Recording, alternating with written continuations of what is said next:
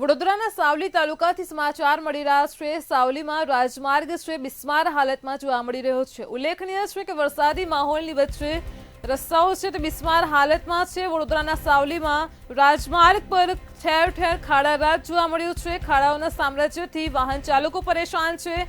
ચોમાસાની શરૂઆત થતાં જ આરએનબી વિભાગની પોલ ખોલી ગઈ છે।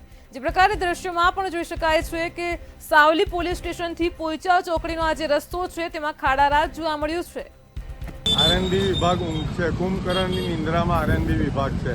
અમારા સાવલી ગામથી સ્મશાન સુધીનો રસ્તો 1 વર્ષ પહેલાં જ બની ચૂક્યો છે, પણ આ દર્શીલભાઈ સાહેબ જે ફોન રિસીવ નથી કરતા આરએનબી વિભાગના, એમને ઊંઘમાંથી ઉઠાડવાની જરૂર છે અને અહીંયા સ્થળ ઉપર ખાડા બતાવવાની જરૂર છે। જે ખાડા 2-3 ફૂટ ઊંડા પડી ગયા છે।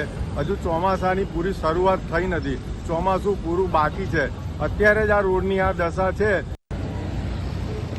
મંતવ્ય ન્યૂઝના અહેવાલના પડઘા પડ્યા અને ત્યારબાદ વડોદરાની અંદર જે મોટા ખાડા પડ્યા હતા એ ખાડા પૂરવાની કામગીરી તાત્કાલિક ધોરણે ચાલુ કરવામાં આવી। મુખ્યમંત્રીએ આદેશ કર્યા અને બેઠક કમિટીમાં નક્કી કર્યું કે તાલુકા અને જિલ્લાના જે પણ રોડ રસ્તાના ખાડા હોય તંત્ર, ત્યાંના સ્થાનિક તંત્રએ કે આરએનબી વિભાગે રોડ ખાતાએ તાત્કાલિક ધોરણે પૂરવામાં આવે।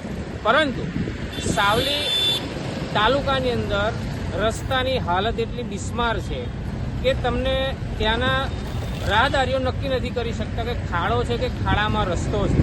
મસ્ત મોટા ખાડા પડ્યા છે અને વડોદરા આરએનબી વિભાગના નાયબ કાર્યપાલક ઇજનેર દર્શિલ દેવાણી સાહેબને છેલ્લા 7 દિવસથી ટેલિફોનિક સંપર્ક કરવામાં આવે છે આ રસ્તાની સમારકામ બાબતે અને રસ્તાના ખાડા પૂરા બાબતે, પરંતુ અધિકારી ફોન ઉપાડતા નથી। એ ઘોર નિંદ્રામાં છે।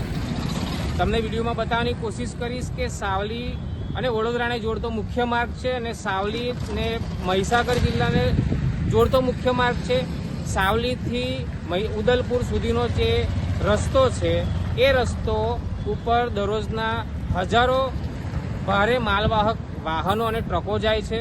હજારોની સંખ્યામાં સૌથી વધુ વસ્તી ગીચ અને સૌથી વધુ અવરજવર થતો આ રસ્તો છે, પરંતુ આ રસ્તાની હાલત હજુ તો ચોમાસો શરૂ પણ નથી થયું ત્યારે સાવલી તાલુકાના રસ્તાની હાલત તમે જોશો તો એકદમ જ બિસ્માર હાલત છે। મોટા મોટા ખાડા પડ્યા છે અને ખાડા રાજ જ્યાં ત્યાં તમને જોવા મળશે, પરંતુ તંત્ર હજુ પણ ઘોર નિંદ્રામાં છે। શેઠની શિખા પણ ઝાપા સુધી, કારણ કે મુખ્યમંત્રી આદેશ કરે છે, નોટિસ પાઠવે છે કે આ તંત્ર દ્વારા તાત્કાલિક ધોરણે ખાડા પૂરવામાં આવે છે, પણ સાવલી તાલુકાના જે આ રસ્તાની હાલત હજુ જેમને તેમ છે। શું તંત્ર જ્યારે આ ખાડામાં પડવાથી આ મોતનો ખાડો કદાચ કોઈક નિર્દોષ બનાવવાની કોઈ પણ જાતે કોઈ તકેદારી લીધી નથી તો ખરેખર કોઈનો ભોગ લેશે? જોવાનું રહ્યું। અંકિત પરમાર, મંતવ્ય ન્યૂઝ, સાવલી।